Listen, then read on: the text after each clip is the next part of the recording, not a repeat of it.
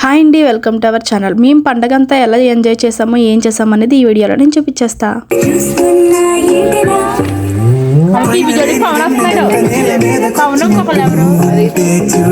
పండగ అయితే అయిపోయింది, కానీ పండగ 3 రోజులు కూడా ఎలా ఎంజాయ్ చేసాం ఏం చేసాం అనేదే కదా పండగ అయిపోయిన తర్వాత కూడా గుర్తొస్తుంది.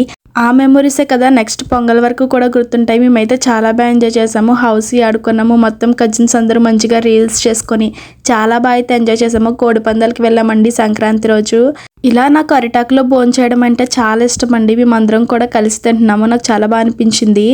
డాన్స్ ప్రోగ్రామ్ కూడా అరేంజ్ చేసుకున్నామండి, చాలా బాగా డాన్స్లు అయితే వేశారు. మా జస్విక్ కూడా డాన్స్ వేసాడండి.